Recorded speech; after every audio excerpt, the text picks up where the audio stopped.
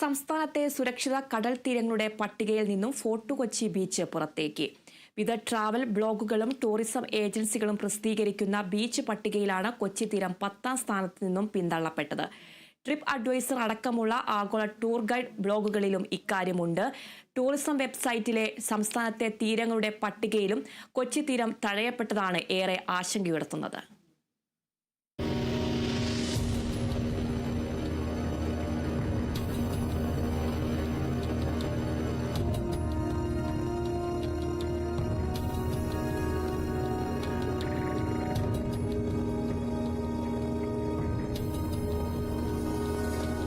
സുരക്ഷിതത്വം, ശുചിത്വം, സാമൂഹ്യ പ്രതിബദ്ധത, സംരക്ഷണം തുടങ്ങിയ ഘടകങ്ങളാണ് കൊച്ചി തീരത്തിന് തിരിച്ചടിയായത്. വിദേശ വിനോദസഞ്ചാരികളുടെ ആകർഷണ കേന്ദ്രമായിരുന്നു ചരിത്ര സ്മൃതികൾ ഉറങ്ങുന്ന കൊച്ചി കടപ്പുറം.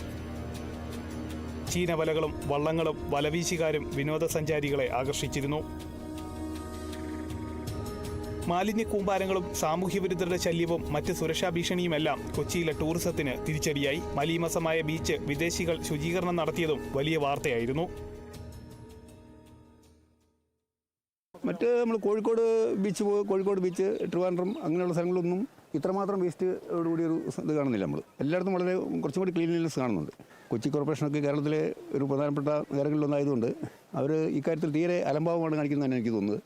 ഇത് വളരെ മോശമായ ഒരു സാഹചര്യമാണ് ഇവിടെ നമ്മൾ കാണുന്നത്. ഇവിടെ ഇപ്പോൾ ഒരു ബീച്ചെന്ന് പറയാൻ പോലും പറ്റാത്ത സ്ഥിതിയിലാണ്. സീറോ വേസ്റ്റ് പദ്ധതി അടക്കം ഒട്ടേറെ ശുചിത്വ പരിപാടികൾ കോടികൾ ചെലവിട്ട് നടപ്പിലാക്കിയെങ്കിലും അതെല്ലാം കടലിൽ കായം കലക്കും പോലെയായി. കടപ്പുറത്തെത്തുന്നവർ തീരത്തൊന്ന് കാലുകുത്താൻ പോലും അറയ്ക്കുന്ന നിലയിലേക്ക് കാര്യങ്ങൾ മാറി. തീരത്ത് കുമിഞ്ഞുകൂടിയിരിക്കുന്ന പ്ലാസ്റ്റിക് മാലിന്യങ്ങൾ പോലും കൃത്യസമയത്ത് നീക്കാൻ കോർപ്പറേഷൻ തയ്യാറാവുന്നില്ലെന്നും ആക്ഷേപം ഉയർന്നിട്ടുണ്ട്. ബീച്ചിനോട് ചേർന്ന് പല ഭാഗങ്ങളിലും ചാക്കുകെട്ടുകളിൽ സൂക്ഷിച്ചിരിക്കുന്ന മാലിന്യങ്ങൾ പോലും യഥാസമയം മാറ്റാൻ തയ്യാറാവുന്നില്ല.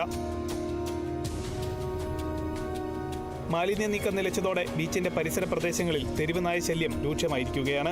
ബീച്ചിന്റെ നിലവാരം ഇടിഞ്ഞതോടെ സഞ്ചാരികളുടെ എണ്ണവും കുത്തനെ കുറഞ്ഞു.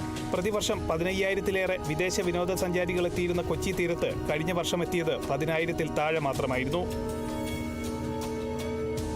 വിനോദസഞ്ചാരികളുടെ എണ്ണം കുറഞ്ഞതോടെ ബീച്ചുമായി ബന്ധപ്പെട്ട് പ്രവർത്തിക്കുന്ന വ്യാപാരികളും കടുത്ത പ്രതിസന്ധിയിലാണ്. Kerala vision news, Kochi.